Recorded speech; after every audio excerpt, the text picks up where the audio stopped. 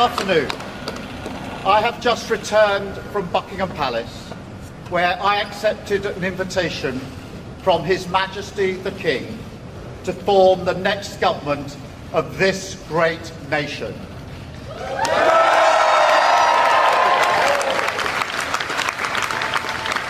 I want to thank the outgoing Prime Minister, Rishi Sunak.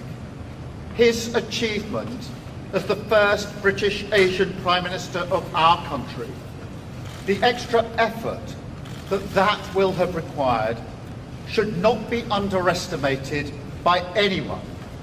And we pay tribute to that today. And we also recognise the dedication and hard work he brought to his leadership. But now our country has voted decisively for change, for national renewal, and a return of politics to public service.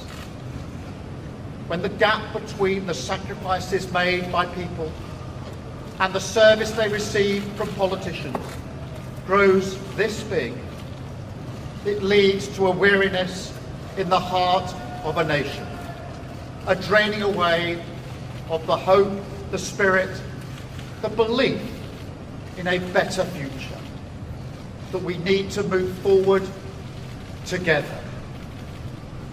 Now, this wound, this lack of trust, can only be healed by actions, not words. I know that.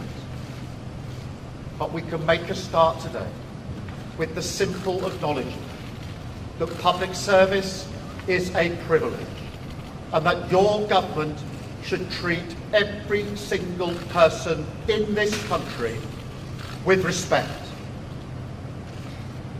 If you voted Labour yesterday, we will carry the responsibility of your trust as we rebuild our country. But whether you voted Labour or not, in fact, especially if you did not, I say to you directly, my government will serve you. Politics can be a force for good. We will show that. We've changed the Labour Party, returned it to service, and that is how we will govern. Country first, party second. Yet, if I'm honest, service is merely a precondition of hope. And it is surely clear to everyone that our country needs a bigger reset, a rediscovery of who we are, because no matter how fierce the storms of history, one of the great strengths of this nation has always been our ability to navigate a way to calmer waters. And yet this depends upon politicians, particularly those who stand for stability and moderation, as I do, recognising when we must change course. For too long now, we've turned a blind eye as millions slid into greater insecurity.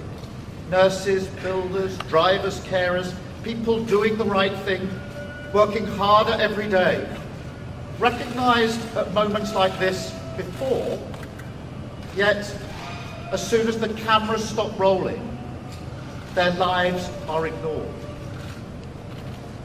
I want to say very clearly to those people, not this time. Changing a country is not like flicking a switch. The world is now a more volatile place. This will take a while. But have no doubt that the work of change begins immediately.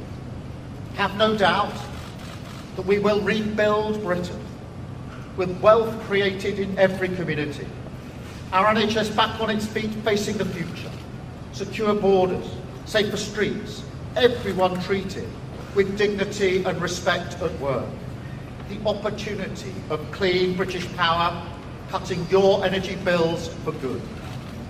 And brick by brick, we will rebuild the infrastructure of opportunity, the world-class schools and colleges, the affordable homes that I know are the ingredients of hope for working people, the security, that working class families like mine can build their lives around. Because if I asked you now whether you believe that Britain will be better for your children, I know too many of you would say no.